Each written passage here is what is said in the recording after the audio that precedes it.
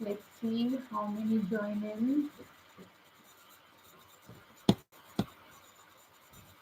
There's still time. We'll begin at 4:15. This is going to be bilingual.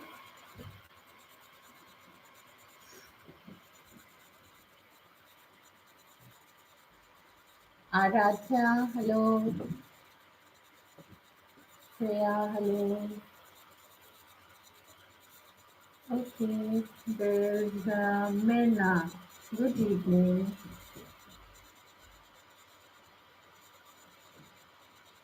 Good evening, Aradhya.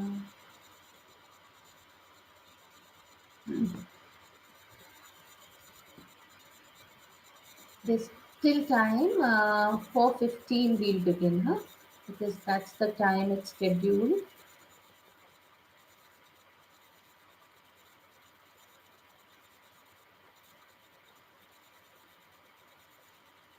Good evening, Tripti. So good to see you.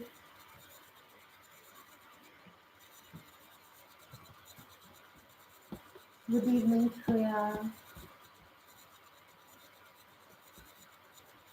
Okay आप लोग की जो भी queries होंगी ना so first what we'll do is we'll discuss one prose piece and thereafter like last lesson पहले करेंगे yes Mirna can you explain every chapter yes we are going to do all the prose pieces सारे chapters करेंगे हम flamingo के okay आज हम flamingo के करेंगे let's see how it goes child because आज मैं सिर्फ आपसे बात करूंगी मैं ऐसे ही ओरली आपको समझाऊंगी सारे chapters but I am sure you will gain out of it and I have already uploaded 4 poems out of 5 आपने अगर देखा है चेकआउट किया है मेरे चैनल को तो 4 मैंने ऑलरेडी कर दी हैं अपलोड एंड वो पार्ट्स में है क्योंकि मैटर बहुत रहता है इस बार हमारे क्वेश्चन पेपर का फॉर्मेट जो चेंज हुआ है okay I just wanted to know Tripti, could you respond? Am I audible clearly?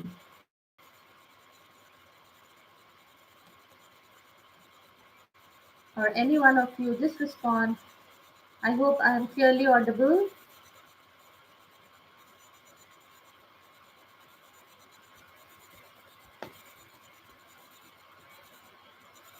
Okay, thank you so much.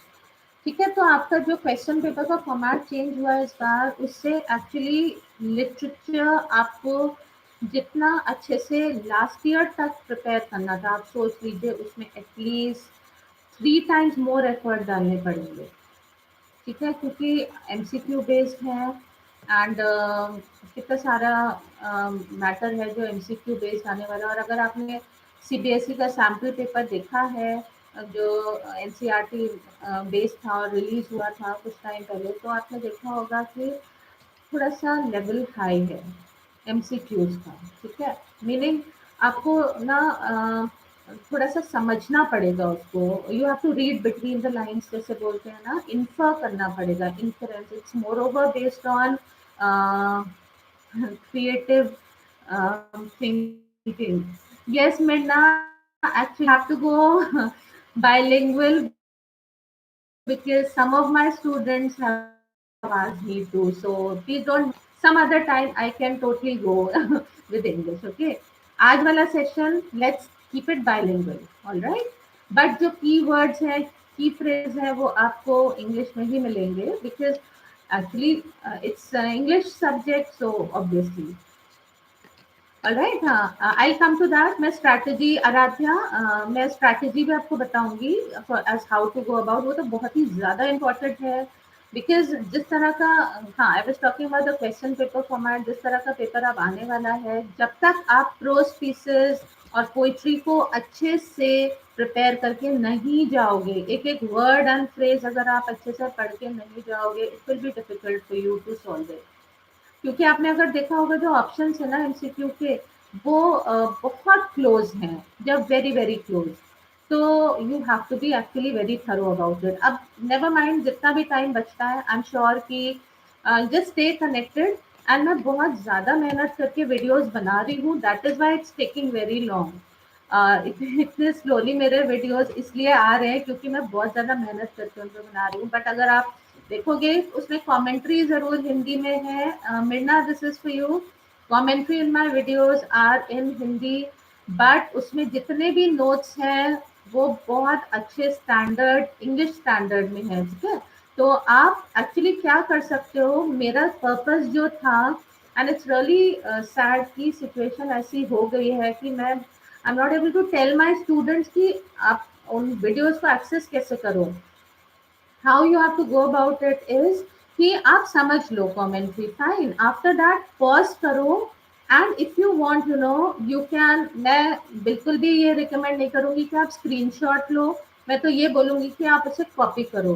Keep a notebook aside and believe me, एक एक चीज ऐसी है जो कि रेलेवेंट है, जो भी मैंने वीडियोस में बनाया. I am talking about those 4 videos, I mean 4 forms, उसके पार्ट्स हैं.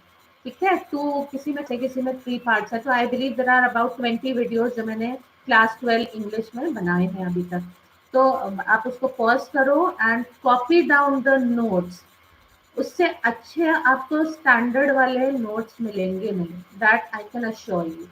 ठीक है, तो वो करना है. अच्छा, paper strategy I will take up maybe tomorrow और day after, or whenever you want me to, you can leave a comment whenever you are free and we can go live and I can tell you how to go about taking up your paper. वो भी बहुत ज़्यादा important है.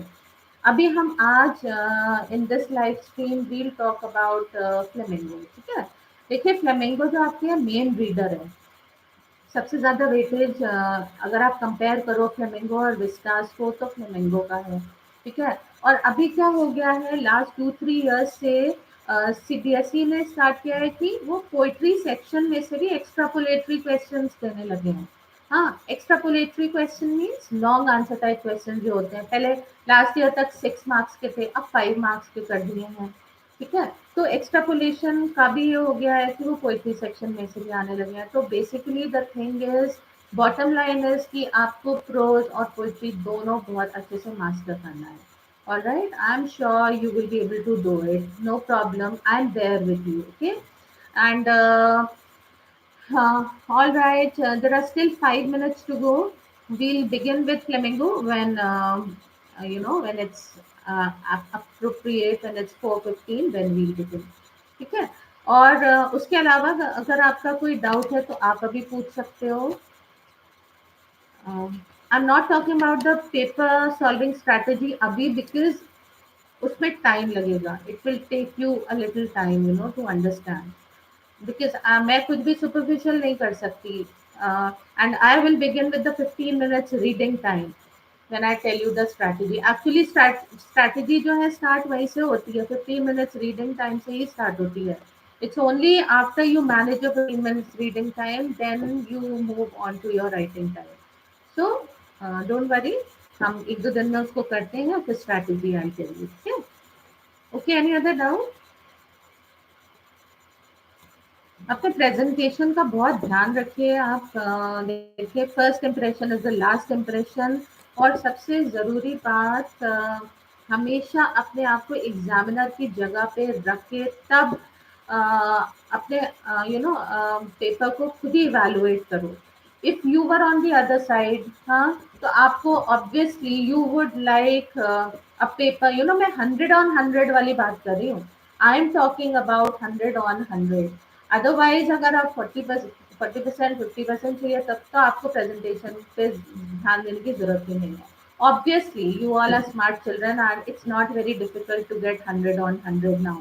ठीक है, हाँ, yes yes Aradhya, to 2015 boards में. हाँ, तो आप बस ये ध्यान रखिए कि जो जो चीजें मैं आपको बताऊंगी ना, you right it down somewhere. आज तो हम ओरली करेंगे, next time let me have a better hand at live stream, और उसके बाद मैं स्क्रीन शेयर करके आपको और अच्छे सा रिवीजन कराऊंगी. ठीक है, अभी है time, don't worry, don't panic, let's be positive. सबसे पहले तो एक पॉजिटिव एटीट्यूड के साथ, एक पॉजिटिव स्पिरिट के साथ you have to enter this battle field. And don't worry you, क्योंकि बहुत डिफिकल्ट साल रहा है ये, आई अंडरस्टैंड, लेकिन कुछ इसके एडवांटेजेस भी रहे हैं। ओके, इन द सेंस बहुत टाइम आप लोग का बचा है, आप जो कोचिंग जाते थे उसमें आने जाने में टाइम बचा है। And there are other things also, बहुत सारा पोर्शन डिलीट हुआ है। If I talk about English, तो फ्लेमेंगो के कुछ ऐसे चैप्टर्स डिलीट हुए हैं जिसमें आपको बहुत ज़्यादा टाइम लगता। जो सबसे डिफिकल्ट चैप्टर था पोएट्स एंड पैनकेक, वो भी डिलीट हो गया। सो लेट्स बी पॉजिटिव, अभी तक सब अच्छा हुआ, आगे भी अच्छा होगा, डोंट गेट डिस्करेज, ठीक है? हाँ, all right, yes, any other thing, any other doubt that you have? Presentation का बहुत ध्यान रखो हमेशा। यू नो, ब्लैक पेन तो अब यूज ही नहीं करना है, वो तो बैन हो गया। You can not use, ban means you can not use black pen in board exam, तो लेकर ही मत जाओ। Okay, you don't have to carry it along with you to the examination room. All right, blue pen लेकर जाओ, and my suggestion is blue ink में भी, you know, there's a blue black ink जो grayish होती है, थोड़ी सी different blue होता है, और एक royal blue होती है जो normally आप लोग जेल पेन जिससे लिखते हो, तो यूज दोज टू इंक्स। थोड़ा सा डिफरेंट वाला ब्लू लेके जाओ, जैसे कि आप अंडरलाइनिंग करोगे या कीवर्ड्स लिखोगे, तो वो वाली इंक आप यूज कर सकते हो। ऑलराइट, तो अच्छे से इक्विप होके जाना है, ruler, pencil, eraser, sharpener, extra pens लेके जाने हैं, ट्रांसपेरेंट पाउच होना चाहिए आपके पास। ऑल दीज थिंग, जैसे आपने 10th में किया था ना, तब से 10th में जब आप थे तभी भी ऐसा हुआ था कि you know you have to go with a transparent pouch. और अपना एडमिट कार्ड अभी तो इशू नहीं हुआ है, जब भी इशू होगा तो उसमें यू मेक श्योर कि उसकी 2 कॉपीज तो बना के रख लो, एक परमानेंट आपके पाउच में ही होना चाहिए। Any other doubt children? 2 minutes to go. In 2 minutes time we'll begin with flamingo. 1 minute to go.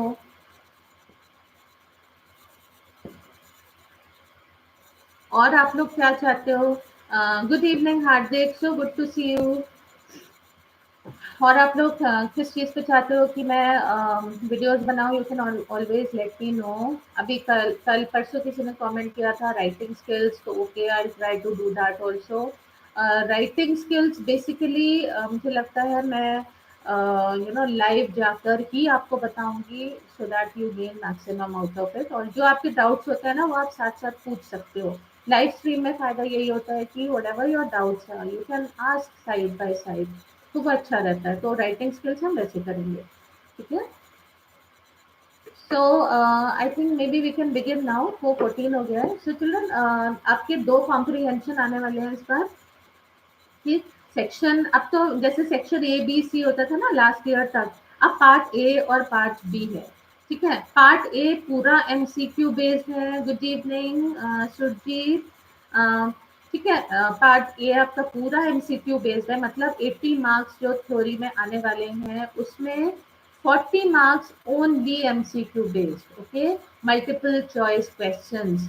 मैंने, अगर आपने ना वो वाला वीडियो देखा है कि how to score 100 out of 100% marks in theory in board examination, तो उसमें मैंने आपको बताया है कि जो एमसीक्यू बेस्ड क्वेश्चंस होते हैं उनको कैसे अटेम्प्ट करना है, ठीक है? तो जस्ट चेक इट आउट, वो बहुत अच्छा वीडियो है।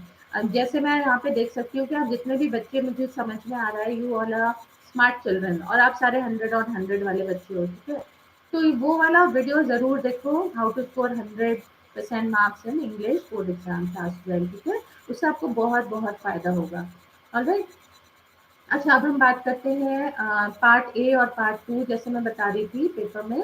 तो part is multiple choice questions. Alright ma'am, I learned that there is no cousin, sister or brother, it is male or female cousin. Right, yes, yes, that is true. We never say cousin, sister or cousin, brother, it's just a cousin. Okay, let's talk about flamingo now, let's talk business now. Okay, alright, okay. So children, मैं आपको बता दूं कि आपका जो question number 3 होगा, question number 3, 4, 5, यहाँ से आपका लिटरेचर स्टार्ट हो जाएगा। क्वेश्चन नंबर 3, 4, 5 आपका जो है एमसीक्यू बेस्ड होगा। क्वेश्चन नंबर 3 में आपके जो आरटीसीज आएंगे, रेफरेंस टू द कॉन्टेक्स्ट आएंगे, वो प्रोज में से आएंगे, प्रोज पीसेस में से आएंगे। ठीक है, मैं चैप्टर्स को प्रोज पीस बोलती हूँ। Alright, so I think you know when we are doing literature थोड़ा स्टैंडर्ड तो मेंटेन करके रखना चाहिए ना। तो प्रोज पीसेस में से आपका चैप्टर नंबर 3, वो क्वेश्चन नंबर 3 आएगा। ठीक है, उसमें से आपको 3 रेफरेंसेस मिलेंगे, रेफरेंस टू कॉन्टेक्स्ट, उसमें से आपको you have to go ahead and do 2। उसके बाद क्वेश्चन नंबर 4 में पोइट्री में से आपको करना पड़ेगा। ठीक है, रिमेंबर दैट क्वेश्चन नंबर 4 में पोइट्री में से आरटीसी आएगा, उसमें से एमसीक्यू बेस्ड क्वेश्चन आएंगे and you have to solve a question from there. Okay, अच्छा ये कंफ्यूज मत होना बिल्कुल भी कि हमको इसमें से एक करना है। Last time you know what I understood कि बच्चे क्या सोच रहे थे, 2 अगर आरटीसी दिए हुए हैं उसमें से एक आरटीसी करना है, मतलब उसके सारे पार्ट्स करने हैं ना। तो व्हाट चिल्ड्रन अंडरस्टूड वाज कि वो 3 क्वेश्चंस गिवन है, उसमें से हम कोई एक कर लेते हैं। ठीक है, सो ये वाली चीज बहुत क्लियरली समझ लेना। ओके, देन आपका जो क्वेश्चन नंबर 5 है उसमें सारे एमसीक्यू बेस्ड क्वेश्चंस होंगे, वो मिंगल्ड होंगे, मतलब कोई प्रोज में से होगा, कोई पोइट्री में से होगा, आरटीसी नहीं होगा वो। Okay, it's going to be, you know, anything can be asked. This line is said by this person. तो what do you understand? जैसे कि फ्रांस है, हाँ France, you know, all of a sudden he started sympathizing with his teacher M. Hammer, जिसको अभी तक वो पसंद नहीं करता था, क्रांति बोलता था। तो what does this show about France? तो उसमें कुछ कैरेक्टर ट्रेट्स होंगे, उसमें से आपको एक चूज करना है। ऑलराइट, तो ये वाले इस टाइप के and vocabulary based, even vocabulary based, तो उसके लिए और जरूरी हो जाता है कि जो भी प्रोज पीसेस में, पोइट्री में जो डिफिकल्ट वर्ड्स हैं, फ्रेजेस हैं, उनको आप जरूर अच्छे से समझ लो। ठीक है, अब हम आ जाते हैं सब्जेक्टिव पे। सब्जेक्टिव में आपका एक नोटिस या एडवर्टाइजमेंट में आपका एक क्वेश्चन आपको करना है। thereafter you have to do a letter to the editor और जॉब एप्लीकेशन, 2 ही लेटर बचे आपके, बाकी सब तो डिलीट हो गए। ठीक है, एंड फिर आपका आर्टिकल एंड रिपोर्ट में चॉइस आएगी। सो आफ्टर दैट फिर वो सब्जेक्टिव स्टार्ट हो जाता है लिटरेचर का। ठीक है, तो चलो लेट्स बिगिन विद फ्लेमिंगो। थोड़ा सा फेयर आइडिया देना भी जरूरी था, बिकॉज वो जब तक आपको समझ में नहीं आएगा ना कि पेपर किस तरह का है, तो फिर you can not go ahead with it. And मेरा और भी बहुत ज्यादा आपको टिप्स देने का मन कर रहा है, बट आज का दिन फ्लेमिंगो का है, प्रोज पीसेस का है, तो let's just talk about that. Okay, चलो आ जाते हैं। जस्ट रिमेंबर चिल्ड्रन, जब भी हम कोई भी प्रोज पीस करते हैं उसमें 4 चीजें आपको जरूर जरूर पता होनी चाहिए। देखो, एक तो थीम पता होना चाहिए हमेशा। थीम, जिसको हम पोइट्री सेक्शन में सेंट्रल आइडिया भी बोलते हैं। ठीक है, थीम का क्या होता है? थीम जो होता है ना, वो एक बेस की तरह होता है। जैसे कि कभी भी कोई बिल्डिंग को कंस्ट्रक्ट करते हैं तो उसकी पहले फाउंडेशन बिल्ड की जाती है ना, उसका बेस बिल्ड किया जाता है। अगर डबल स्टोरी है तो फाउंडेशन भी उतना ही डीप होगा। अगर लेट्स से 10 स्टोरी बिल्डिंग है तो और ज्यादा, बहुत ज्यादा डीप होगा उसका फाउंडेशन। तो हमेशा ध्यान रखो, जैसा प्रोज पीस होता है कुछ वैसा ही ना हमें हम थीम भी मिलेगा, हैवी या यू नो। और यहाँ पे आप क्लास 12 में तो सब कुछ हैवी है। एक छोटी सी पोम भी जो मैंने डाली थी आपका मदर एट 66, तो आप देखोगे उसमें कितना कुछ है। It goes on and on, there so much to go with it and to remember. ठीक है, तो थीम आपको जरूर ध्यान रखना है, थीम आपके किसी भी प्रोज पीस का बेस है। ऑलराइट, फिर सेकेंडली हमको टाइटल, जस्टिफिकेशन ऑफ टाइटल को जरूर ध्यान रखना है। जस्टिफिकेशन ऑफ टाइटल, और हमेशा याद रखिए जब भी टाइटल पे क्वेश्चन आता है, हमेशा हमको क्या बोलना है, दैट इट इज एब्सोल्युटली आप। हमें अपने व्यूज नहीं देने हैं कि नहीं ये टाइटल होना चाहिए था, ये टाइटल होना चाहिए था। नेवर, ऑलवेज से, हमेशा क्या बोलना है, ओपनिंग लाइन क्या होनी चाहिए, the title of the prose piece, single inverted open, the last lesson inverted close by Alphonse Daudet is absolutely apt. Yes, Freya, you remember. हाँ, absolutely apt. ओके, ये आपको ध्यान रखना है, हमेशा यही ओपनिंग लाइन होनी चाहिए। The title of the prose piece, फिर प्रोज पीस का नाम एंड देन ऑथर का नाम इज एब्सोल्युटली आप। उसके बाद आप पैराग्राफ चेंज करो, thereafter you have to justify, मतलब आप ये बोल रहे हो तो क्यों बोल रहे हो, ये रेफरेंसेस आपको लेने हैं प्रोस्पीस में से, ठीक है। तो पहला थीम हो गया, सेकंड जस्टिफिकेशन ऑफ टाइटल हो गया, ठीक है। एंड थर्डली जो भी कैरेक्टर्स हैं, अब आपको पता है ना मेन कैरेक्टर को प्रोटैगनिस्ट बोलते हैं, अगर नहीं पता है तो please write it down somewhere, जो मेन कैरेक्टर होता है उसको प्रोटैगनिस्ट बोलते हैं, ठीक है। और ये वाले जो कुछ टर्म्स हम अच्छे वाले सीख लेते हैं ना, इनको मैन्युपुलेट करो, you have to manipulate these technical terms to impress your examiner। see basic idea children, जैसे मैंने अभी बताया था, हमको क्या सोचना है, हमको एग्जामिनर की साइकोलॉजी को समझना है, ठीक है। तो हमें सारे आंसर उसी हिसाब से लिखने होते हैं। जब आप ऐसे टर्म्स यूज करोगे प्रोटैगनिस्ट, तो लगेगा कि ओके यू नो एक स्टैंडर्ड है इस बच्चे में, 100 on 100 वाला बच्चा है, ठीक है। सो तो क्या जो हमारे प्रोटैगनिस्ट होता है या और जो कैरेक्टर्स होते हैं, फॉर इंस्टेंस आपका द रैट ट्रैप में पेडलर है, उसके अलावा एडला विल है जो बहुत इंपॉर्टेंट कैरेक्टर है ना। तो ये दो कैरेक्टर्स इंपॉर्टेंट हैं, है ना। तो हमें क्या करना है, हमें उनका कैरेक्टर स्केचेस अच्छे से समझ के जाना है। हमेशा लिटरेचर में स्टिक करो what ever is given in the text, जो टेक्स्ट में गिवन है हमें उसी से स्टिक करना है, रिमेम्बर दैट, ठीक है। हमें अपनी मर्जी से कुछ नहीं लिखना है। तो और सब कुछ होता है, इतना कुछ तो है, इसके अलावा हमें लिखने की जरूरत क्या है। तो अपने व्यूज अवॉइड करो।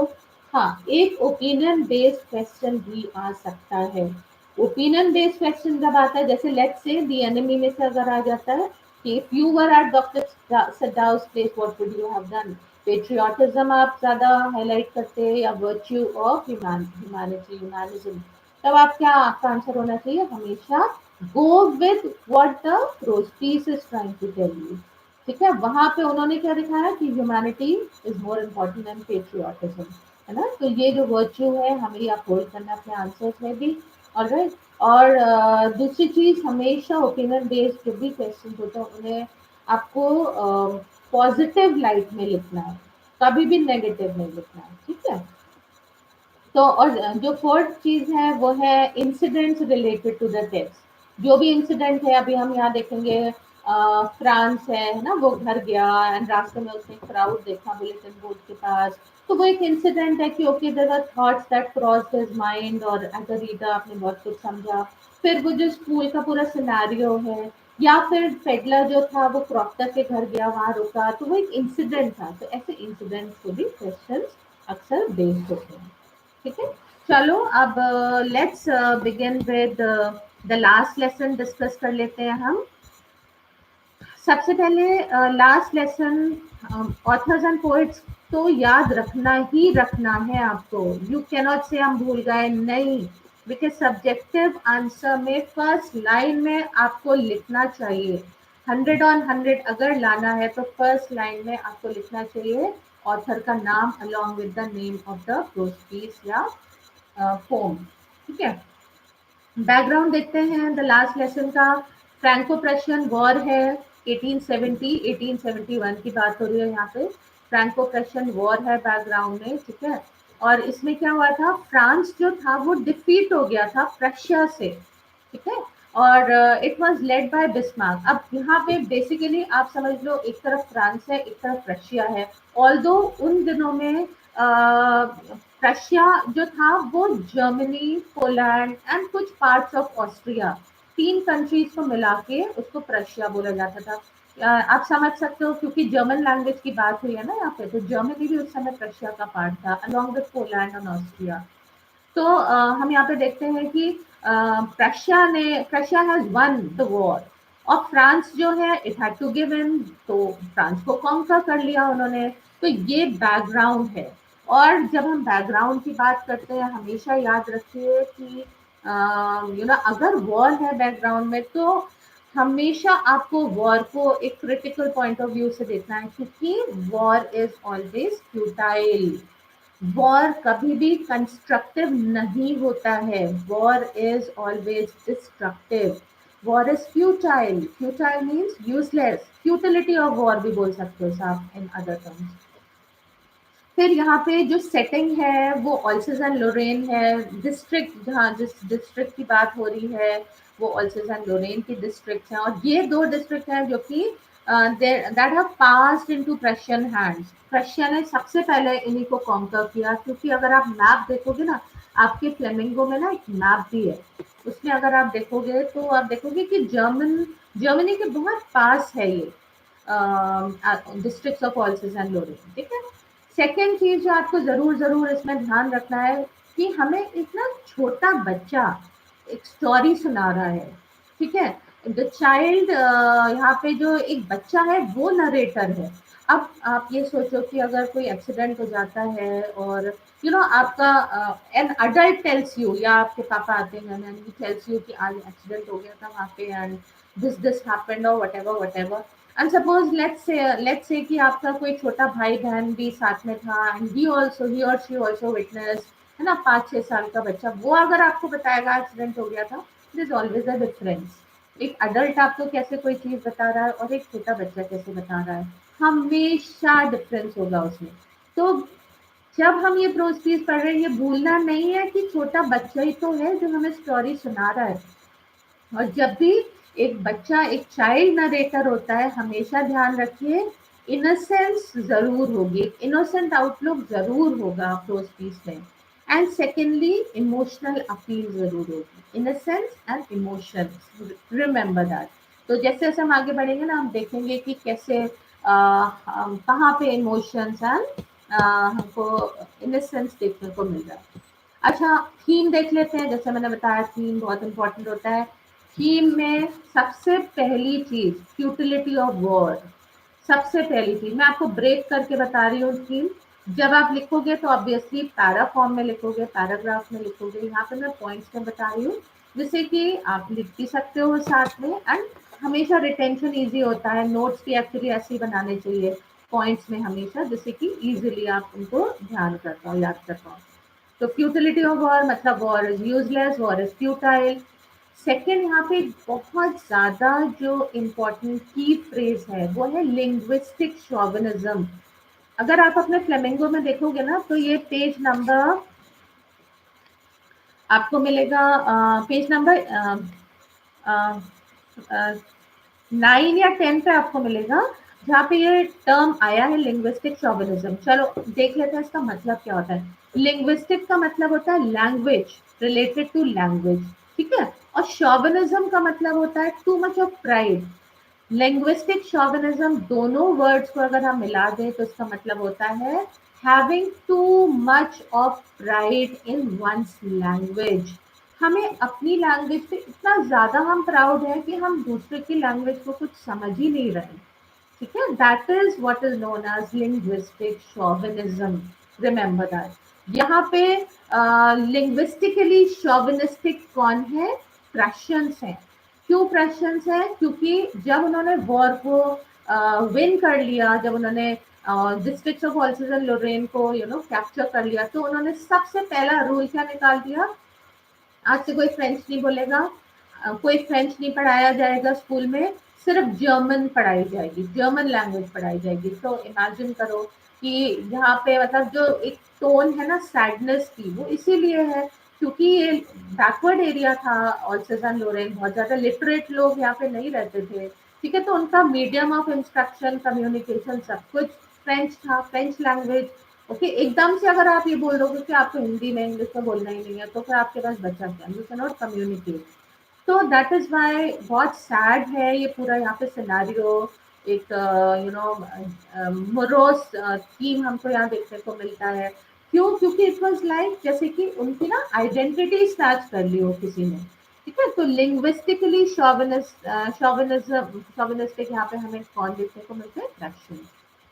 जो नेक्स्ट सब थीम है वो क्या हाईलाइट करता है?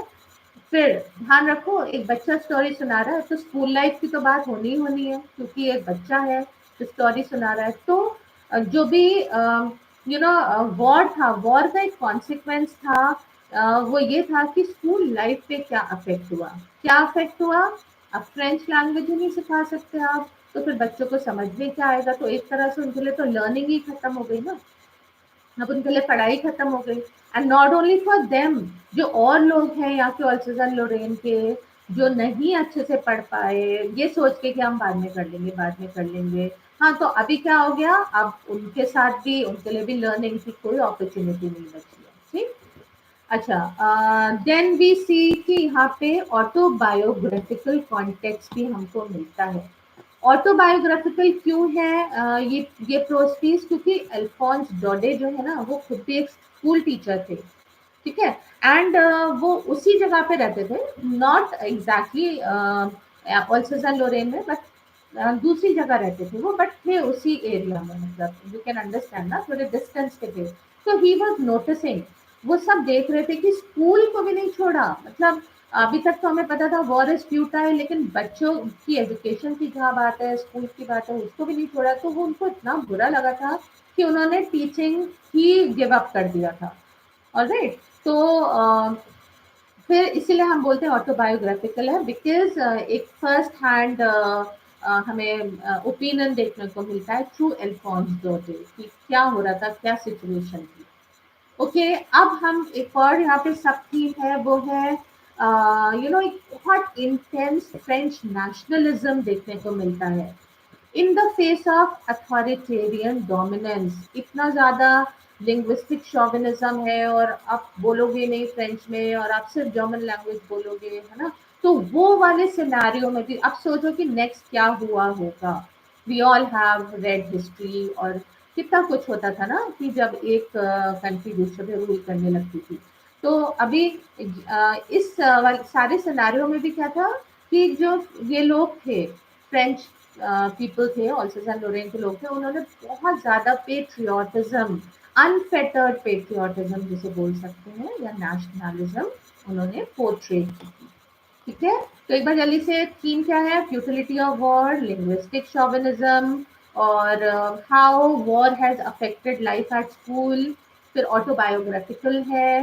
ठीक है। और intense French nationalism in the face of authoritarian dominance. अब हम आगे बढ़ते हैं। देखो, एक और चीज जो यहाँ पे बहुत ज्यादा रेलेवेंट है, वो है सेंस ऑफ रिग्रेट। ठीक, sense of regret at the loss of opportunities. France जो है, छोटा बच्चा, वो भी पढ़ाई में ध्यान नहीं देता था, उसका मन भी नहीं लगता था। लेकिन बाय एंड बाय जब हम प्रोस्पीस पढ़ते हैं, तब हमको क्या समझ में आता है कि सारे ही लोगों की टेंडेंसी थी, ऑल्सोज लोरेन में जितने लोग थे, उन सबकी यही टेंडेंसी थी। वो क्या करते थे? वो पोस्टपोन करते थे। पोस्टपोन के लिए आप क्या वर्ड यूज करोगे? ये भी एक की फ्रेज है, if you writing, right it somewhere. Procrastinate. वो प्रोक्रास्टिनेट करते थे सारी चीजों को। ऑलराइट, मतलब हम कल कर लेंगे, learning till tomorrow, we'll postpone learning till tomorrow. तो प्रोक्रास्टिनेशन आपको ध्यान रखना है। तो अब क्या है, हम कल कर लेंगे, कल कर लेंगे, करते करते एक दिन ऐसा आ गया कि अब अपॉर्चुनिटी ही खत्म हो गई, अब वो आगे कुछ सीख ही नहीं सकते। ठीक है। फिर देखते हैं एटमॉस्फेयर क्या है, मूड क्या है क्लास का। बहुत ज्यादा grim, meaning sad, very sad, and solemn. Solemn mean बहुत सीरियस। अब ये समझो कि स्कूल में जहाँ बच्चे पढ़ते हैं, वहां तो बहुत ज्यादा एनर्जी, विगर होना चाहिए। और जहाँ हम क्या बात कर रहे हैं कि स्कूल का एटमॉस्फेयर या मूड कैसा था? बहुत ग्रिम था, बहुत सीरियस, बहुत सैड था। बट यस, पेट्रियोटिक फीलिंग्स बहुत अराउज कर रही थी, with a sense of remorse, मतलब they were feeling sorry as well। ठीक है। तो उसके बाद हम देखते हैं, as you know you move on, तब हम देखते हैं कि फ्रांस जो है, एक छोटा बच्चा, वो स्कूल के लिए जा रहा है। And that particular day, he scared to go to school, because उसको दो चीजें हैं जिसकी वजह से उसे लग रहा है आज उसकी डांट पड़ने वाली है। Number one, he is late for school. कोई नई बात नहीं है वैसे उसके लिए, अगर आप पढ़ोगे तो आपको समझ में आएगा।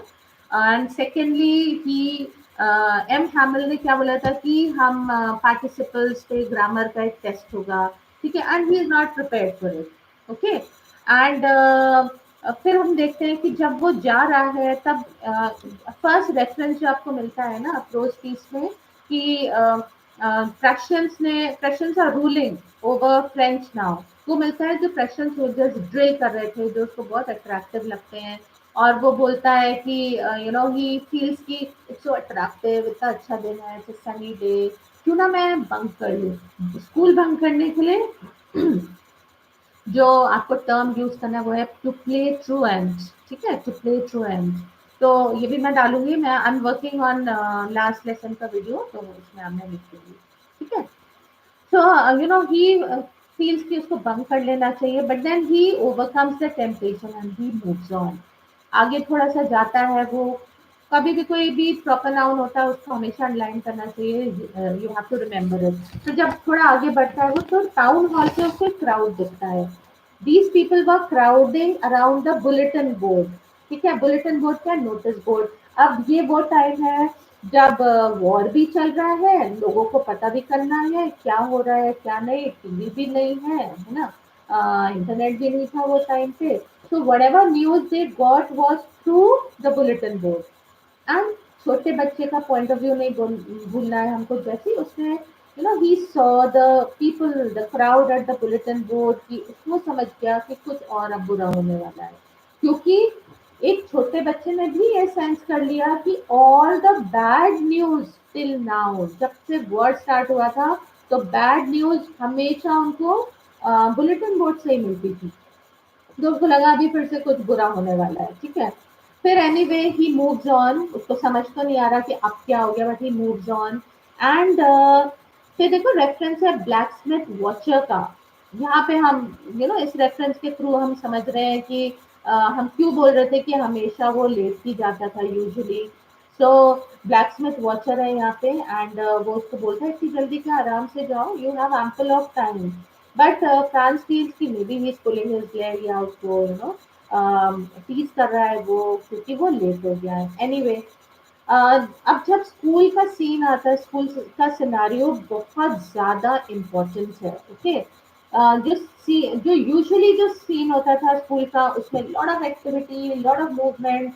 जब आप सुबह सुबह के टाइम स्कूल जाते हो, प्रेमाइसेस में एंटर करते हो, तो बहुत मूवमेंट होता है ना, सब बच्चे अपनी क्लासेस को जा रहे होते हैं, everybody is trying to settle themselves.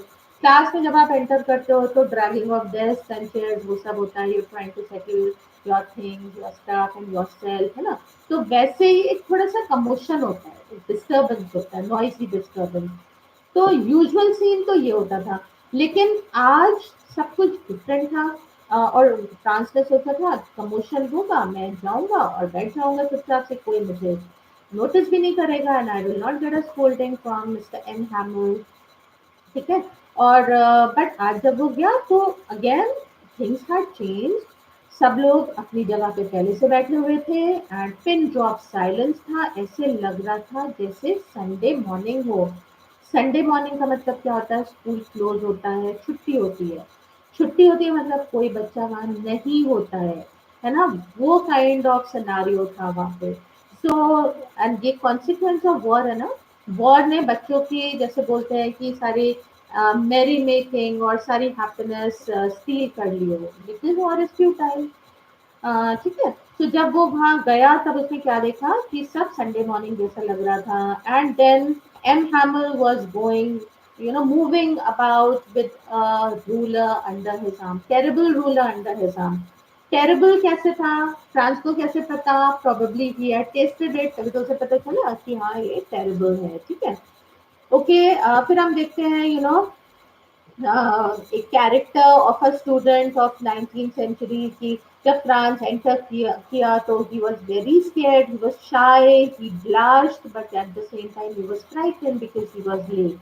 लेकिन उस दिन उस पर्टिकुलर डे कुछ भी नहीं हुआ, एम हैमल ने उसको कुछ नहीं बोला, and he just said go to your place quickly little Franz, we were beginning without you. अच्छा, अब ये वाली जो लाइन है ना, अगर आपके सामने आपकी बुक है तो प्लीज अंडरलाइन कर लो, we were beginning without you, बहुत इंपॉर्टेंट लाइन है। ऐसी लाइन्स तो होती हैं जो they are picked up randomly and they are given to you in your exam to explain, or in what context does he say so. तो जब उसने बोला ना we were beginning without you, ये आयरॉनिकल है, यहाँ पे आयरनी है। आयरनी क्यों है, मीनिंग अनएक्सपेक्टेड। आयरनी मतलब बिल्कुल सिंपल टर्म्स में ये याद रखो, आयरनी मतलब अनएक्सपेक्टेड जब हो जाता है, तो ठीक है, ऑपोजिट हो जाता है। तो और डीपर कॉनोटेशन भी है, एक डीप मीनिंग है इसमें। अच्छा, आयरॉनिकल क्यों है कि they were not beginning, they were getting over with the last lesson, है ना? तो लास्ट लेसन था वो भी खत्म करने वाले थे, they were getting over with it, तो they were not beginning in any sense. तो इसीलिए ये आयरनी है, प्लीज राइट इट, ऑलराइट। फिर एनीवे थोड़ा तो उसका डर खत्म हो गया, और जैसे ही वो अंदर अपनी अपनी प्लेस पे जाके बैठा, he notice something. What did he notice? His teacher was wearing a special dress, little black silk cap, all embroidered, फिर green coat पहना है उसने, फ्रिल्ड शर्ट पहनी है, मतलब फॉर्मल यूनिफॉर्म में था, जो इंस्पेक्शन डेज या प्राइज डेज में यूजुअली वो पहनता था। तो ही वंडरिंग कि आज ये इस यूनिफॉर्म में क्यों बैठे हैं, ठीक है, वाई, आज तो कुछ भी स्पेशल नहीं है। और वो उनको उसको फ्रांस को बाद में समझ में आता है कि इट वॉज इन इसी पेज पे, अगर आप पेज नंबर 4 की लास्ट 2 लाइन देखोगे, वहीं पे लिखा है, it was in honour of this last lesson that he had put on his fine Sunday cloth. अपने लास्ट होता है ना, कभी अगर आपका लास्ट वर्किंग डे है कहीं पे, तो आप क्या करते हो, थोड़ा सा स्पेशल तो फील करते हो ना। ऑल दो यहाँ पे मूड जो है बहुत सैड है, बहुत ग्रिम है, बट ही वोर his, you have to remember M. Hamill was here for 40 years and this was his last French lesson, last class, क्योंकि अब जर्मन पढ़ाया जाएगा तो फ्रेंच टीचर की जरूरत ही नहीं थी, ठीक है। अब देन ही नोटिसेस, तब लिटिल फ्रांस ने क्या नोटिस किया कि आज जो बैक बेंचेस थे, जो यूजुअली खाली पड़े रहते थे, आज उस पे there were people from the village who were sitting quietly. यहाँ पे भी एक आयरनी का आपको एग्जाम्पल मिलेगा। ये हॉजर जो है, हाँ, ओल्ड हॉजर, ये क्या लेकर आया है, एक इंट्रोडक्टरी बुक लेकर आया है। प्राइमर का मतलब इंट्रोडक्टरी बुक, इंट्रोडक्टरी बुक लेकर आया है। एंड आयरनी इसलिए है क्योंकि last day of the French teaching of the French lesson में बिगनर्स की बुक लेकर आए, इसलिए आयरॉनिकल है, ठीक है। एंड तभी फिर जब ही इज वंडरिंग ये हो क्या रहा है आगे, everything is so different, just then M Hamel makes an announcement. और उसने क्या अनाउंस किया कि this is your last French lesson and order has come from Berlin to teach only German in the schools of Alsace and Lorraine, ठीक है। And the new master will come tomorrow, this is your last French lesson, ये उसने announce किया। तब हमारे narrator को, छोटे बच्चे को, फ्रांस को ये समझ में आया कि ओके दिस इज व्हाट, तभी सब लोग इतना परेशान हैं। बुलेटिन बोर्ड को भी कनेक्ट किया, उसे रिलेट किया, अच्छा वहाँ ये न्यूज आई थी, न्यू की, ऑलराइट नाउ नो, मतलब no French lesson means no studies for them, ठीक। तो अब उसका रिएक्शन क्या था, तीन तरह से आप इसका याद रख सकते हो, तीन पार्ट में ब्रेक करके। Number one, he was thunder clap. Thunder clap का मतलब क्या होता है, ही वाज स्टार्टल्ड, कुछ का अनएक्सपेक्टेड जब हो जाता है तो ही वाज स्टार्टल्ड, ठीक है, he was thunder clap. Secondly उसने रिग्रेट किया, उसने सोचा कि मैंने तो अभी तक ज्यादा कुछ सीखा भी नहीं है, रियलाइजेशन भी आ गया, रिग्रेट भी आ गया, ठीक है। And all of a sudden he felt कि मेरी बुक्स तो मेरी ओल्ड फ्रेंड्स हैं, मैं इनको गिव अप कैसे कर दूं। बट एनीवे बाकी जैसे सारे बच्चे उस दिन बहुत मन मन लगा के पढ़ रहे थे, तो फ्रांस ऑल्सो फेल्ट कि मुझे भी अच्छे से पढ़ना चाहिए। और आप देखोगे कि उसको उस दिन सब कुछ समझ में आ रहा था। नाउ ही रियलाइजेस कि ये लोग जो बैठे हैं, एल्डरली पीपल जो बैठे हैं, वो क्यों बैठे हैं बैक बेंचेस पे। उसके तीन रीजन थे। एक तो दे वर सॉरी कि जब टाइम था, प्रोक्रेस्टिनेशन, रिमेम्बर, जब टाइम था तब इन्होंने अच्छे से पढ़ाई नहीं करी, है ना। एंड सेकेंडली आप देखोगे कि it was their way of thanking. M Hamel का लास्ट वर्किंग डे है, 40 years तक वो यहाँ से अब वो जा रहे हैं, तो they were trying to thank him for his services. और thirdly, patriotism, unfettered patriotism यहाँ पे रिफ्लेक्ट होती है, ठीक है। Alright, after that, he was asked, M Hamel ने फ्रांस को बोला, तुम बताओ पार्टिसिपल्स या जो भी क्वेश्चन था, and he also so much wanted कि मैं सारा कुछ एक बार में अच्छे से बता दूं, बट वो नहीं बता पाया। And he felt very bad about it, क्योंकि इसके बाद कोई अपॉर्चुनिटी ही नहीं मिलेगी, ओके। सो उस दिन उस चीज के लिए भी एम हैमिल उसको नहीं डांटा, he did not scold him and he said you should just feel bad, actually not just France, हम सबके साथ मतलब what Hamill said कि not only France but also the elderly people, all the people of Alsace and Lorraine, including his own self, अपने को भी blame कर रहे हैं वो कि जब मैंने मुझे फिशिंग जाना था तो मैंने आपको ऑफ दे दिया, तो टाइम वेस्ट हुआ वहाँ पे। एंड मोर ओवर, सो यहाँ पे हमें रेफरेंस मिलता है कि प्रोक्रेस्टिनेशन की टेंडेंसी थी यहाँ के लोगों की, और यहाँ पे ये भी समझ में आता है कि ये लोग जो थे बैकवर्ड थे, पीपल ऑफ ऑल्सस एंड लोरेन। क्यों? क्योंकि पेरेंट्स क्या चाहते थे कि बच्चे उनके साथ मिल्स में काम करें, या फार्म पे काम करें, जिससे कि थोड़ी और अर्निंग हो जाए। They were not interested to send their children to school. Alright, so anyway, उसके बाद एक बहुत ही ज़्यादा सिंबॉलिक, डीपली सिंबॉलिक मोमेंट आता है जब वो फ्रेंच लैंग्वेज की बात करता है। ठीक है, डीपली सिंबॉलिक क्यों है ये मोमेंट? क्योंकि यहाँ पे ये I am talking about page number 5, अगर आपके पास बुक है, लास्ट 3 लाइन्स में आप देखो जब फ्रेंच लैंग्वेज की बात कर रहे हैं, तो he places a connection between language and identity. French language हम ऐसे कैसे छोड़ते हैं, तो हमारी आइडेंटिटी है। ठीक, और फिर वो लैंग्वेज फ्रेंच के बारे में क्या बोलता है? क्लियरेस्ट है, मोस्ट लॉजिकल है, और कभी भी हम इसे छोड़ना नहीं है। और फिर यहाँ पे एक बहुत इंपॉर्टेंट लाइन है, when a people are enslaved as long as they hold fast to their language, it is as if they had the key to their prison.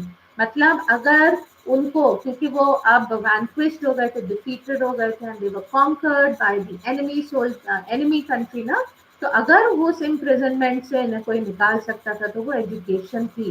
And education हम यहाँ पे डायरेक्टली ये भी बोल सकते हैं लैंग्वेज। तो व्हाट डिड एम हैमिल से?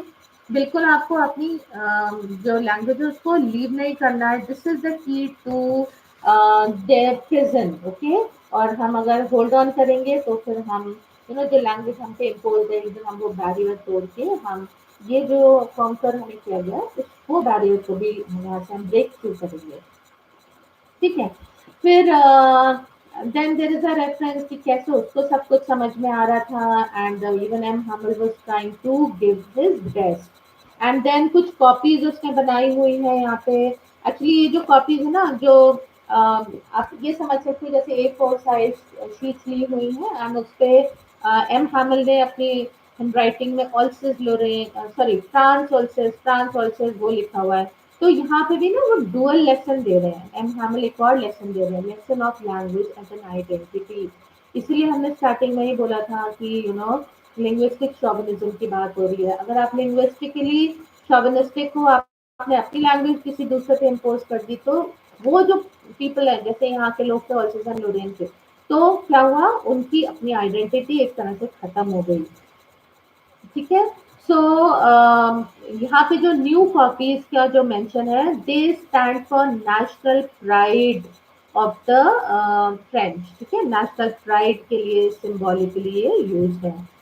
आफ्टर दैट फिर एक रेफरेंस आता है जब Franz little Franz looks at the pigeons, उसका ध्यान पिजन्स पे जाता है, और पिजन्स जो साउंड निकालते हैं उसको कूइंग बोलते हैं, कू। तो जब वो देख रहा है तो यहाँ पे एक बहुत ही ज्यादा अल्फोंस डोडे ने एक सटायर कर दिया है, मतलब मजाक बनाया है लिंग्विस्टिक शॉविनिज्म का। ठीक है, he is mocking at the entire system through the use of satire. क्या बोल रहा है वो? Will they make them sing in German even the pigeons. अच्छा, पिजन्स भी छोटा बच्चा है, डोंट फॉरगेट, पिजन्स भी आप तो जर्मन में ही कू करेंगे, उनको तो वो भी नहीं फ्रेंच बोल सकते, फ्रेंच में कू नहीं कर सकते, है ना? तो ये एक्चुअली एक सिंबल भी है कि आप ना चाहे मतलब you cannot snatch a person identity. जो नेचुरल है वो है, लाइक फॉर इंस्टेंस पिजन्स। ठीक है, you cannot snatch away anybody's identity. तो बहुत इंपॉर्टेंट सटायर का ये एग्जाम्पल है।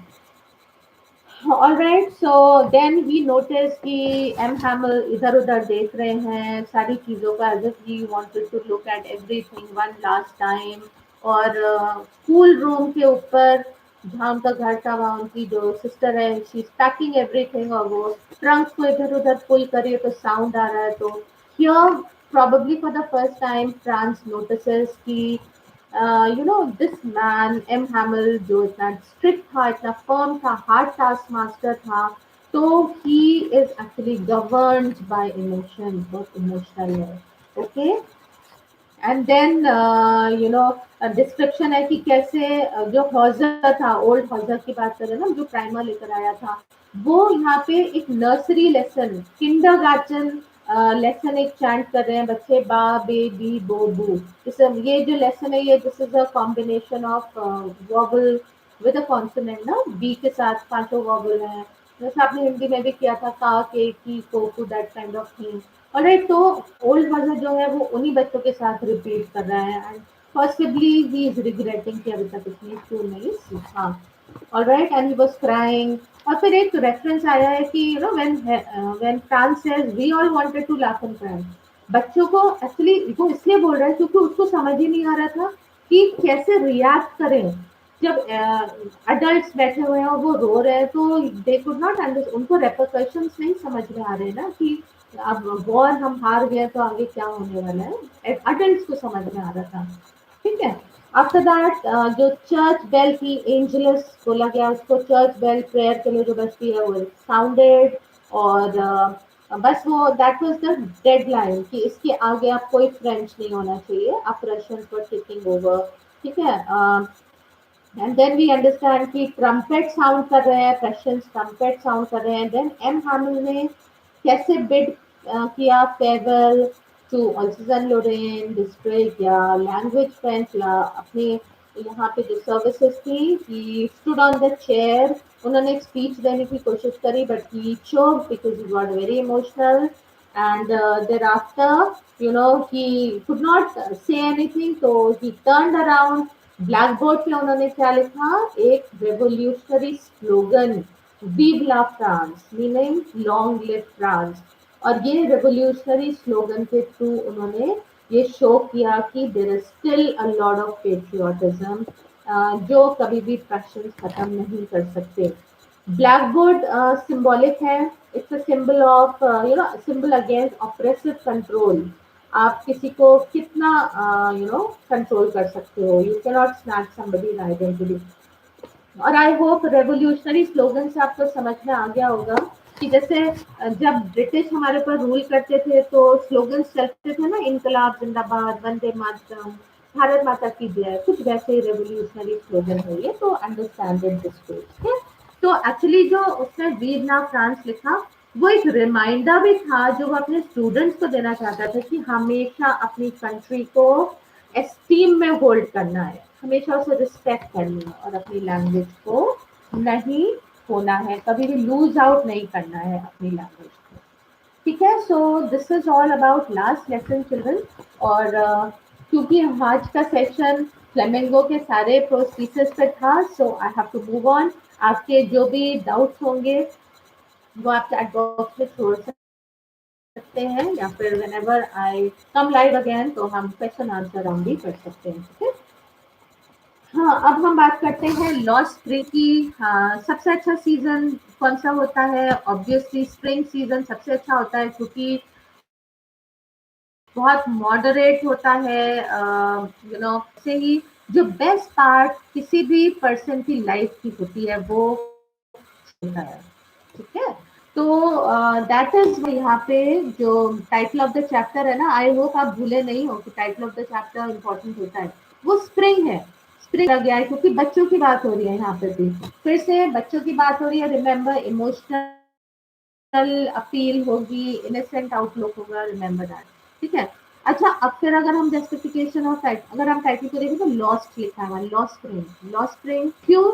क्यों हम ऐसा इतना मोरोज, इतना नेगेटिविटी यूज कर रहे हैं चाइल्डहुड के लिए? बिकॉज यहाँ पे क्या होने वाला है, यहाँ हम चाइल्ड लेबर की बात करने वाले हैं। तो अनीस जंग ने एक स्टोरी लिखी, एक बुक हुई है, stories Lost Spring, stories of stolen child. यहाँ पे दो कैरेक्टर्स हैं जिनके बारे में अनीस जंग बात करती हैं। दो चाइल्ड लेबरर्स हैं रादर, एक तो साहिब आलम है रैप्टिकर, ठीक है, और दूसरा है मुकेश। मुकेश कौन है? He is a son of a bangle maker. ठीक। अच्छा, टाइटल की अगर हम दोबारा बात करते हैं चिल्ड्रन, तो लॉस्ट स्प्रिंग ना मेटाफर की तरह आप देख सकते हो।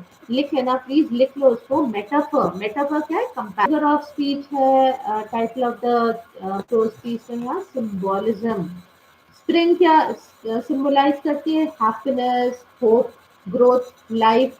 ठीक है, तो इसीलिए यहाँ पे हम बोल सकते हैं कि मेटाफर और सिंबोलिज्म दोनों ही एम्प्लॉयड है। ओके, अब बेसिकली ये जो प्रोस्पी बच्चों के बारे में है जो स्लम्स में रहते हैं, बहुत ही पिटिएबल कंडीशन है इनकी। और इनका जो नॉर्मल जो बच्चे होते हैं ना, नॉर्मल चाइल्डहुड जो होता है, उसके जॉयज इन्होंने कभी भी टेस्ट नहीं किए, एक्सपीरियंस नहीं किए।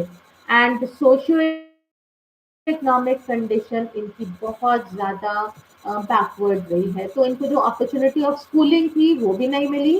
रादर इनको किस में फोर्स किया गया? चाइल्ड लेबर, लेबर में, वेरी अर्ली इन लाइफ। ठीक है, तो अनीस जंग ये जो प्रोसेस है इसके थ्रू एक्चुअली एक वॉइस रेज कर रही है to eliminate child labour and that the children should be given opportunities to learn and to get education। अच्छा, थीम की अगर हम यहाँ पे बात करें तो of course it's about child. एक एनालिसिस है पॉवर्टी का एंड ट्रेडिशंस का। यहाँ पे दो रीजन आपको देखने को मिलेंगे कि ये लोग गरीब क्यों रह जाते हैं। उसमें से एक ट्रेडिशन भी है, स्टिग्मा ऑफ कास्ट। जैसे हम देखेंगे कि ये लोग चाह के भी एक ब्रेक थ्रू नहीं कर पा रहे हैं। ठीक है, और इसीलिए इनकी लाइफ एक्सप्लॉइटेड रहती है, they are condemn to a life of exploitation. फिर एक पैरेलल के साथ चल रहा है कि society is so very insensitive towards these children. all right, and nobody is actually, चाहे वो एडमिनिस्ट्रेशन हो, एम्पैथी नहीं है लोगों के अंदर इन बच्चों के लिए, और इनको कोई कमिटमेंट नहीं है कि इनको अपलिफ्ट किया जाए। तो हम देखते हैं जो फर्स्ट इसका पार्ट है, that is about rag pickers. Children rag pickers की बात हुई है यहाँ पे, जिनको बोला गया है आर्मी ऑफ बेयरफुट बॉयज, जो सुबह सुबह मॉर्निंग बर्ड्स की तरह आते थे और नून तक डिसअपियर हो जाते थे। जब ये प्रोसीज होता है तो हम देखते हैं कि इज आस्किंग साहिब कि तुम ये क्यों करते हो, why do you do this? और वो क्या जवाब देता है? बिकॉज मेरे पास कुछ और करने के लिए नहीं है, इसलिए मैं ऐसा करता हूँ। एंड देन शी सेज, बहुत कैजुअली वो बोल देती है, स्कूल क्यों नहीं जाते? और वो तो बोल के काइंड ऑफ भूल गई, बट साहिब आलम उसको नहीं भूला। एंड आता था, आया वो और दोबारा उसने पूछा आपका स्कूल रेडी हो गया? शी जस्ट सेड कि अगर मैं आपका स्कूल बनाऊंगी तो तुम आओगे। ठीक है, एंड वो कह के भूल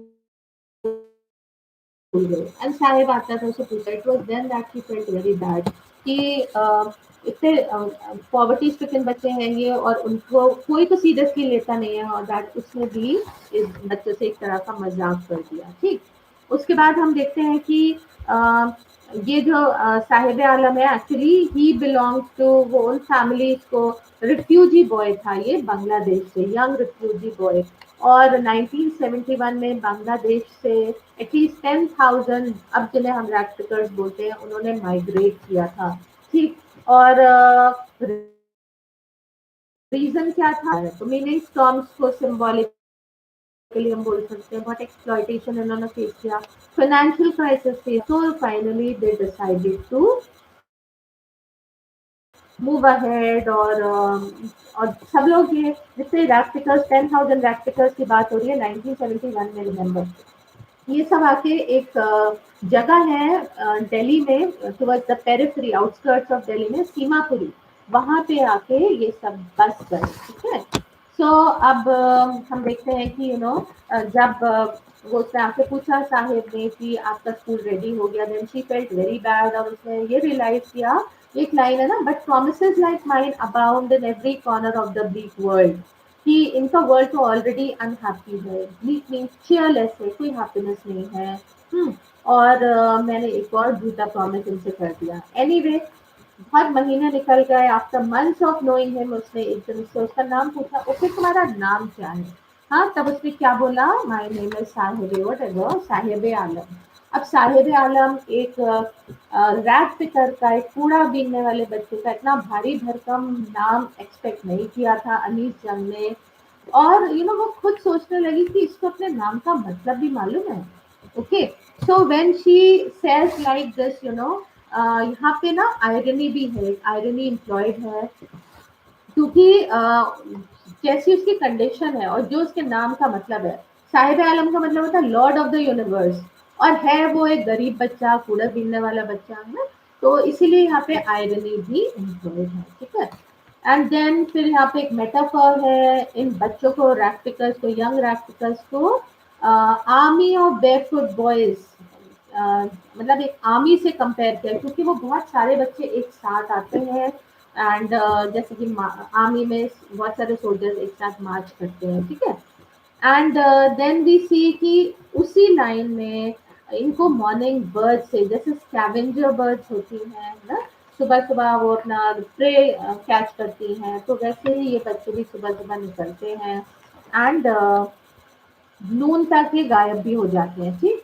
फिर एक और क्वेश्चन अनीस जंग इनसे पूछती है, why aren't you wearing chappals, तुमने स्लीपर्स क्यों नहीं पहनी है, तुमने चप्पल्स क्यों नहीं पहनी है। तो आप देखोगे बहुत सारी एक्सक्यूजेस दे रहे हैं ये। कोई कह रहा है कि my mother has kept them on the shelf, इन्होंने तो शेल्फ पे रख दी है। दूसरा बच्चा कह रहा है इसकी मम्मा अगर इसे दे भी देंगी ना तो ये पहनेगा नहीं। हाँ, तो ये सारी ना एक्सक्यूजेस हैं। और एक तरह से अनीस जंग ये भी बोल रही है कि एक एक परसेप्शन ये हो सकता है कि ये एक ट्रेडिशन है, बट एक्चुअली कोई ट्रेडिशन नहीं है बेयरफुट रहने का। It is only perpetual state of poverty. Poverty, गरीबी है रीजन, नहीं तो वो बेयरफुट क्यों रहेंगे, ठीक है। तो ये भी एक बहुत सैड रेफरेंस है टू शो कि ये इन बच्चों की पैथेटिक, कितनी पैथेटिकली अपनी लाइफ को स्पेंड कर रहे हैं। उसके बाद यहाँ पे एक स्टोरी आती है, क्योंकि ट्रेडिशन की बात हो रही है, ट्रेडिशन टू स्टे बेयरफुट, तब यहाँ पे एक स्टोरी रिलेट कर रही है Anees Jung. There was a man from Udupi, और एज ए यंग बॉय वो क्या करता था, वो क्योंकि प्रीस्ट की फैमिली को बिलोंग करता था, तो उस समय में एक ट्रेडिशन था, प्रीस्ट की फैमिली के जितने भी लोग होते थे, बच्चे भी, वो बेयरफुट, और वो रोज प्रेयर करता था कि मुझे फुटवेयर चाहिए, मुझे शूज चाहिए, मुझे शूज चाहिए। एंड 30 इयर्स लेटर जब अनीस जंग उस जगह पे पहुंची तो उन्होंने देखा, हाँ, यहाँ पे एक और रेफरेंस किया, drowned in air of desolation, मतलब वो जो टाउन था और टेम्पल था वो काफी डेसोलेटेड हो गया था, काफी वॉर्न आउट हो गया था, पुराना हो गया था, डैमेज हो गया था। लेकिन हाँ, जब वो गई तो उन्होंने देखा कि अब जो वहाँ के प्रीस्ट के बच्चे थे, they had started wearing shoes, मतलब वो ट्रेडिशन खत्म हो गया था कि प्रीस्ट की फैमिली में सब लोग बेयरफुट रहेंगे, ठीक है। सो वो एक बच्चा आया वहाँ पे, ये मैं बाद की बात कर रही हूँ, 30 इयर्स ले पहले जिस बच्चे ने प्रेयर करी थी उसका जो रिवॉर्ड था वो 30 इयर्स लेकर इस बच्चे को मिला जो शूज पहन के आया था।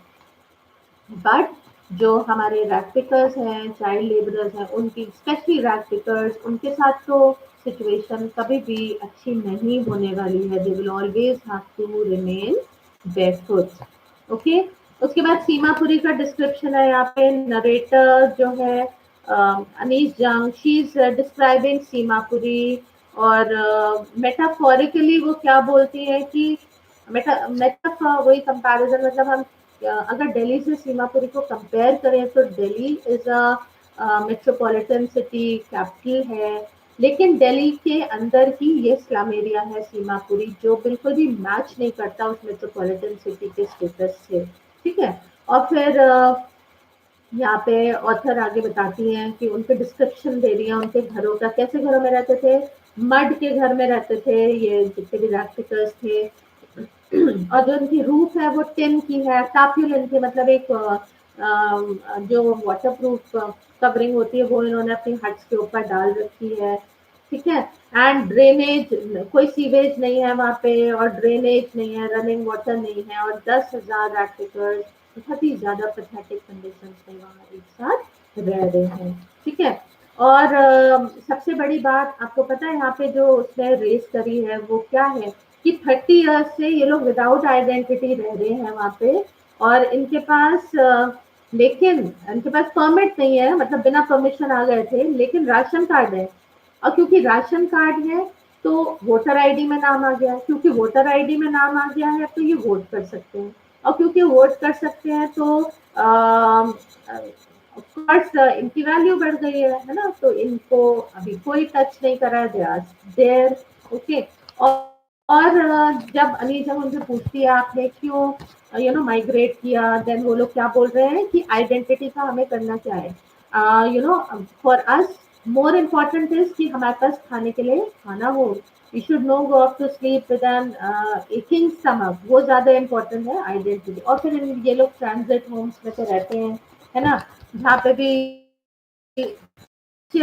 होते हैं इनके, तो she writes children grow up in them becoming partners in survival।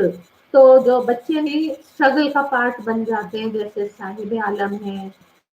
और अगर आप रैक पिकिंग में हो तो अंडरस्टूड आप सीमापुरी में रहते हो, ठीक है, that kind of a thing. Then क्या बोल रहे हैं पोएट कि ये लोग कितने ज्यादा स्किल्ड हो गए हैं रैक पिकिंग में, कि seems like it has acquired proportions of a fine art की तरह बोल रही है वो रैक पिकिंग को, ठीक है। फिर आगे हम देखते हैं कि अडल्ट और एक अडल्ट रैक पिकर और एक चाइल्ड रैक पिकर का कंट्रास्टिंग एटीट्यूड है टुवर्ड्स रैक पिकिंग। वाई क्या बोलता है साहिब कि I sometimes find a rupee even a 10 rupee note, उनको कभी कुछ भी मिल जाता है तो इनका तो बिल्कुल लॉस्ट चाइल्डहुड है, इन्होंने तो ना टॉयज देखे हैं ना आप लोग की तरह ये बिलोंग नहीं करते एजुकेटेड फैमिलीज में। तो कभी किसी बच्चे को अगर कोई जैसे साहेब बोल रहा है I find a rupee sometimes rupee note उनको मिल जाता है, तो वो और ज्यादा एंथुजियास्टिकली उसको सर्च करने लगते हैं जो गार्बेज पाइल होता है। तो उनके लिए क्या है, it is full of wonder कि आज देखो आज क्या मिलता है। हाँ, but for the adult it is a means of survival, उनको पता है कि अगर कुछ काम का नहीं मिला we will have to go to sleep with an empty stomach. तो ये जो कंट्रास्ट है ये आपको ध्यान रखना है। For the children it is rat picking is wrapped in wonder, for the elders it is a means of survival. फिर हम देखते हैं कि एक साहिब आलम जो था वो खड़ा हुआ था एक टेनिस लॉन के पास, and today he was wearing tennis shoes. उसने टेनिस शूज पहने हुए हैं लेकिन उसमें एक होल है, और जब अनीस जंग ने पॉइंट किया कि टोल्ड हिम, एक तो ये वाले बच्चे जो होते हैं हमेशा they are cross question. In that case जितने भी गरीब लोग होते हैं मोस्ट प्रोबेबिलिटी क्या होती है कि उनको हमेशा क्रॉस चेक किया जाता है, उन पर डाउट किया जाता है। तो उसने भी क्या बोला कि एक रिच बॉय था, उसने ये शूज डिस्कार्ड कर दिए थे क्योंकि उसमें एक होल हो, ठीक है। तो एनीवे शूज तो चलो, उसको टेनिस शूज मिल गया and he is very fond of lawn tennis, उसको टेनिस का बहुत शौक है। लेकिन अनीस जंग क्या बोलती है, वो गेम उससे बिल्कुल रीच के बाहर है। फिर one fine day this morning लिखा है अनीस जंग ने, दिस मॉर्निंग जब साहिब से वो मिली तो उसके हाथ में एक मिल्क कंटेनर था, ठीक है, कैनिस्टर वर्ड है यहाँ पे, स्टील कैनिस्टर था उसके हाथ में। He had started working in a milk booth, यहाँ पे मिल्क बूथ भी लिखा है, टी स्टॉल भी लिखा है, तो कंफ्यूज नहीं होना है, ठीक है। और उसने क्या बताया, now I am paid 800 rupees और मुझे I get all my meals. लेकिन वो खुश नहीं लग रहा था जैसे पहले खुश होके रैपिंग करने आता था। अब वो वाली जो फ्रीडम थी या केयरफ्री लुक था वो उसके फेस पे नहीं दिखता था। क्यों? क्योंकि क्या बोल रही है अनीजम, he is no longer his own master. पहले वो अपनी मर्जी से काम करता था लेकिन अब क्या हो गया था, he is bound and he is burden, अब उसे दूसरे किसी के ऑर्डर्स को कैरी आउट करना है।